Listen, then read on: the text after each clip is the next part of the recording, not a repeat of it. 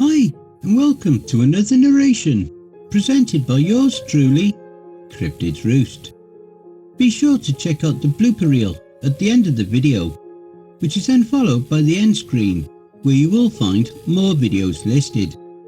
So grab your coffee, sit back and enjoy the show. And don't forget, where fear is, happiness is not. Mr. Smile. This awesome story is written by Alice Thompson. Be sure to check out their Creepypasta fandom page for further stories. It was in early November of 1997 that a series of very strange sessions led a child psychologist in Maine to contact the authorities. It began when a patient of his began to tell him about one of their friends. This friend being imaginary, as far as both the psychiatrist and the boy's parents were concerned. He called his friend Mr. Smile and would talk about him at great length during some sessions. The boy called him Mr. Smile both because he would always be smiling and because when he was around, the boy said everything felt happy. He said that there was a feeling of everything being okay. The boy in question was being treated for serious issues to do with anger and depression, but when Mr. Smile was around, he said that all the anger and the sadness seemed to just disappear. He said that Mr. Smile wouldn't speak, but rather just stand there at the foot of his bed. He smelled like candy floss, and just being there, he made the boy feel calm and safe. The psychiatrist assumed this imaginary friend was some sort of coping mechanism the boy had developed to deal with problems at home that had led to his violent temper, and thought nothing much of it. Until another patient, a girl of about 9 years old, also began talking about her imaginary friend, Mr. Smile.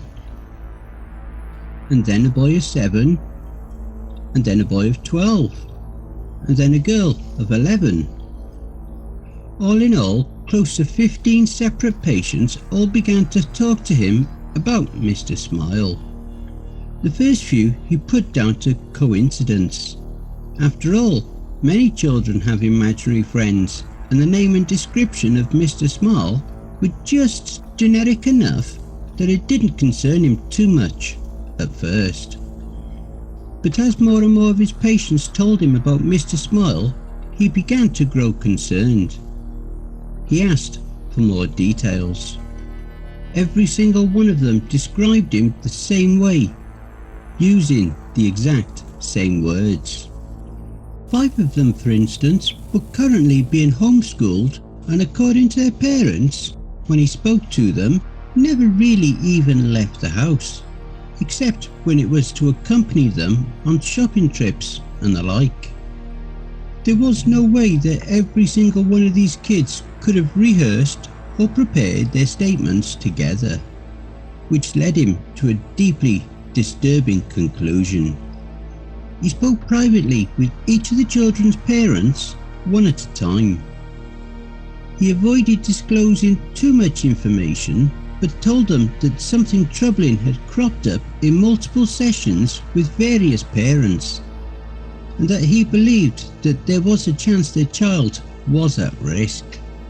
He asked for their permission to discuss matters with the authorities, and their parents gave their consent, provided they were kept in the loop as to what was going on. And so, over the course of the next week, the police came and talked to the children about their friend.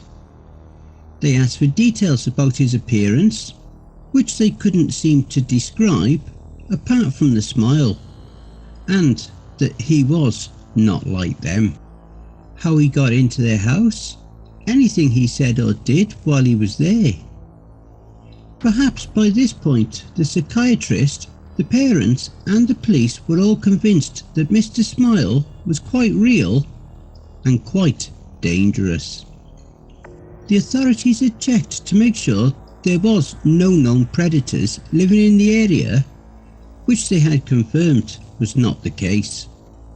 But it was quite clear that whoever this Mr. Smile was, he was a real person who had been sneaking into the homes of these children at night. None of the children claimed to know how he got in. They said they would just wake up and he'd be there at the foot of their bed. They said he would be singing something, but not in English. It sounded like a lullaby, they said. It made them feel safe. Finally, the children were asked to draw Mr. Smile, as they couldn't put into words how he looked.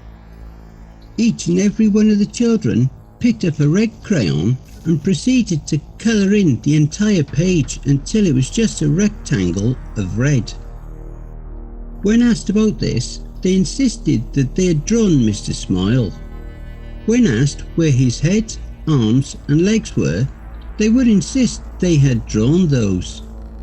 They claimed that they had drawn a perfect picture of the man at the foot of their bed, and when they were told they had simply coloured in the page and not drawn anything at all, they became deeply angry, feeling that they were being accused of lying and insisting that what they had drawn was a picture of the man they had seen.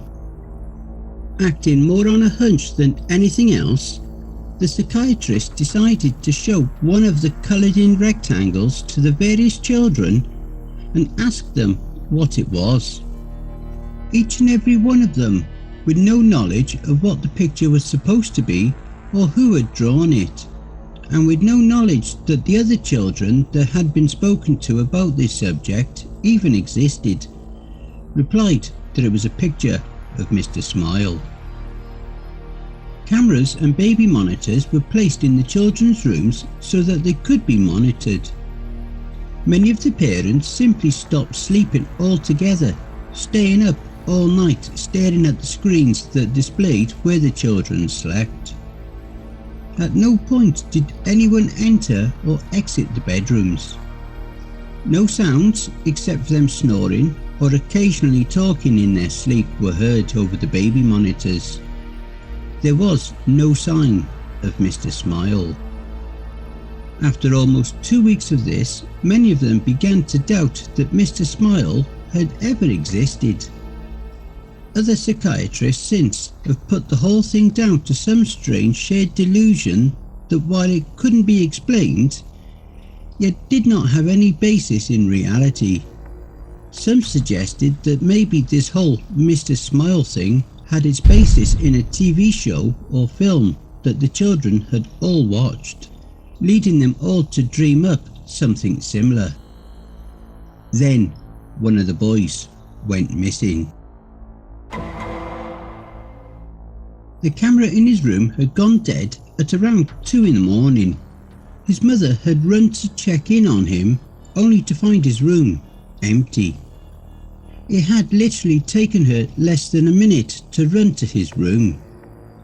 There was no possible way for him to leave, or be taken and be out of her sight in the time it took her to leave her bedroom and run towards his. But he was gone.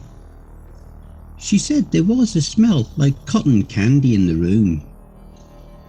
The search for the boy turned up nothing.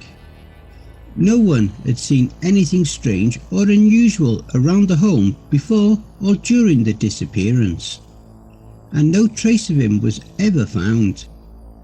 It was less than a week later that one of the girls who had spoken of Mr. Smile vanished as well. Then another of the boys. One by one, each of them began to disappear, until only 4 remained. The 4 remaining children began to talk about how Mr. Smile and his friends were going to take them away soon. When asked about these friends, they talked about how Mr. Smile lived with other smiling men in the happy place, and that he would take them there soon. They said that there were lots of people there already, and that in the happy place everything was beautiful. They said that they knew about it because Mr. Smile talked to them in their heads, because he couldn't talk like other people did, and that he would show them pictures in their heads of the places they were going. Things began to get increasingly disturbing. After a few weeks, the children began complaining of headaches and nausea. The schools reported that they had begun to suffer hallucinations, and 2 of them had started complaining that they didn't like the place that Mr. Smile was showing them anymore. One began screaming for half an hour, acting as if they were having a fit, and screaming for the colours to stop. That the colours were horrible and that they needed them to go away. One of the children claimed that Mr. Smile was talking to them in their head all the time now, and was telling them things, terrible things, but that they couldn't talk about it, that they mustn't, because then their parents would know about the terrible things too. The psychiatrist asked them to write down what Mr. Smile was saying, promising that he would show it to no one, managing to gain the trust of one of the boys enough that he agreed. The content of the book is known only to him and the authorities, but whenever anyone involved had been asked about it, they just got real quiet and quickly find an excuse to change the subject. The children stopped sleeping. Footage from the security cameras showed them sitting bolt upright, their eyes unblinking, just staring at the wall without moving or making a sound. Sedatives did nothing. One of the girls began cutting strange circular marks into her skin, while 2 of the boys ceased communicating in English altogether. The language they spoke was never identified, and despite numerous people being asked to listen to them, they could never translate what they were saying. By the start of 1999, all 4 of the children had vanished into thin air. There was no trace of who took them. Searches have turned up nothing to this day, with no indication of where they are, or if they are even dead or alive. No suspects have ever been found either. All 4 of them appeared to simply vanish into thin air, much like the others, all of whom also remain missing, their disappearances unexplained.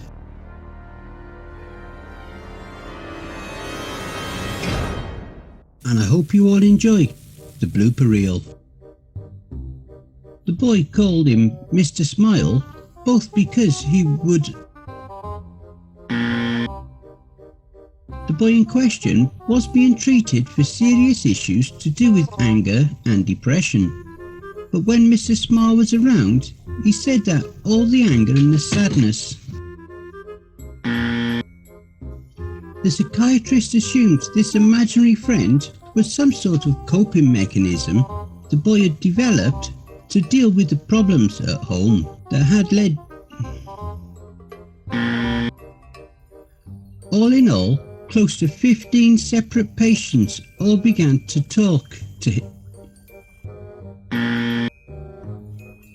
All in all, close to... Now there was no way that all of these children could be in contact. Fuck's sake. The authorities had checked to make sure that there was no... The authorities had checked to make sure there were no...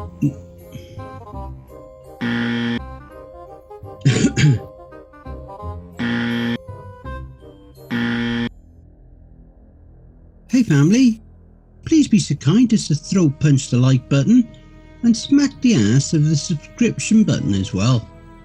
And remember to chokehold that notification bell and then select all.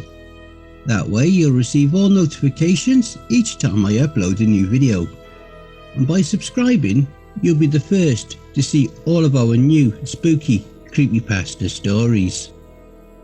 A very big thank you to Alice Thompson for allowing me to narrate this awesome story, and make sure to check out their Creepypasta fandom page for more brilliant stories. And why not hashtag Cryptids Roost in your comments. A quick thank you to all my Cryptids Roost community family too. We are now well on our journey to 1,000 subscribers. If you would like to support us and throw me $1 or $3, I'd be very much appreciative. I do have PayPal, paypal.me/cryptidsroost. Alternatively, I have an account at buymeacoffee.com. You don't even need to register on either site to donate. I have a subreddit if you have a story you've written that you would like me to narrate for you. You can also follow us. All my socials are contained within the Linktree link below. And don't forget to check out the end screen, see above. That will also list some more videos in my back catalogue. All the links are below. Take care everyone, and I hope you all have a wonderful and peaceful night. And don't forget, where fear is, happiness is